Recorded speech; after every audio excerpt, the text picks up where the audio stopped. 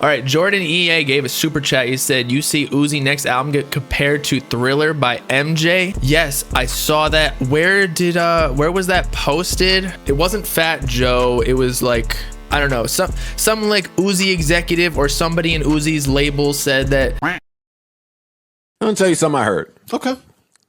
Don't attack me for this. Chatty Patty. I will not attack you. I'm gonna tell you something I heard. It's a safe space. Maybe some exaggeration on it. Okay.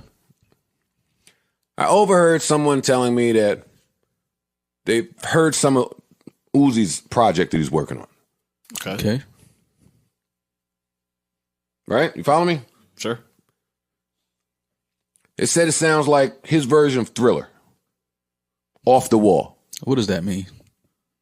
Like when people say his version of Thriller, his version of Well, that's what I said too. I'm not going to tell you. I know, but you have to say names. But were they 22? No, this was a grown. No, listen. This was a grown adult. This was an adult, someone older than me, someone who admittedly wasn't so familiar with Uzi's body of work. And they his music. they didn't work for his label. No, or no, something no, like no, that. not at all. Any investment in him. So when they said that, I immediately asked myself the same thing Park said, like, what the fuck does that mean? Do you mean he made the greatest album of all time or some shit?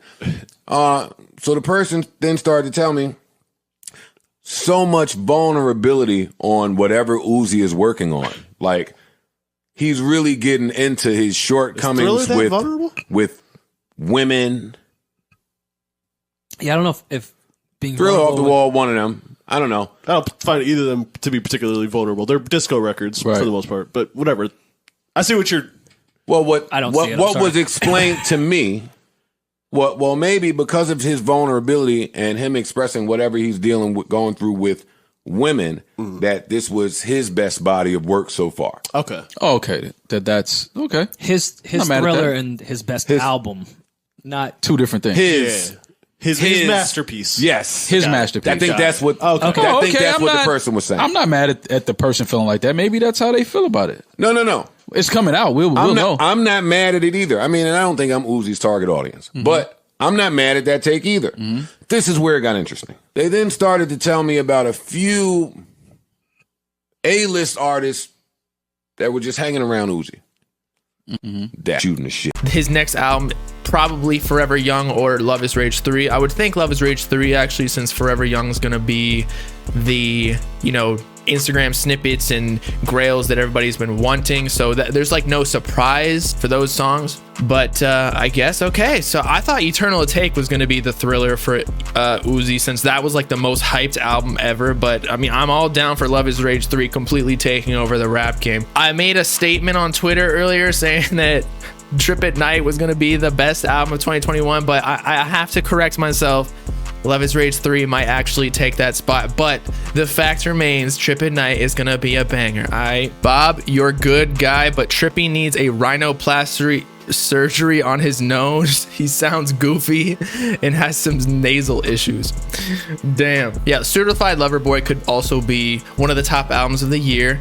I didn't really like Scorpion all that much. I know it had a couple bangers on there, but like the whole album had a lot of, I don't know, it had a lot of fluff, shall I say. Do I think Cardi has more clout than Uzi? No. And by the way, I think Uzi, just by the first week sales, I think we saw that, of course, Cardi definitely does not have as many followers. I think Cardi has 6 million followers. I think Uzi has like 10 or 9 million. Plus Uzi, Eternal Take sold 300K. Cardi sold 100K with Whole Lotta Red. So of course Uzi just is a bigger name. His music's more widespread. It's more acceptable in the mainstream as well. You think Trip at Night will be Trippie Redd's highest first week sales? It's gonna be hard to be 104K first week with A Love Letter to You 4, which is a guaranteed series. Like A Love Letter to You has always been Trippie Redd's most popular album series, but it could be. I think it'll be his best album to date.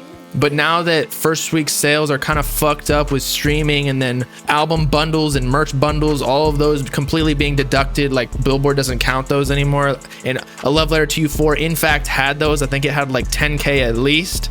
I don't think Trippie Redd or many artists will be able to surpass what they already accomplished with their previous albums. I think it's just going to be hard. Like, I don't even know if Uzi can get to 300K again with Eternal Take, because he even had like 10K first week set or merch bundles with his first week sales. But if he comes out with Love Is Rage 3 with that Thriller that we were talking about before, like the MJ equivalent of Thriller for Uzi, then maybe he'll sell like 500K to like a mil, bruh.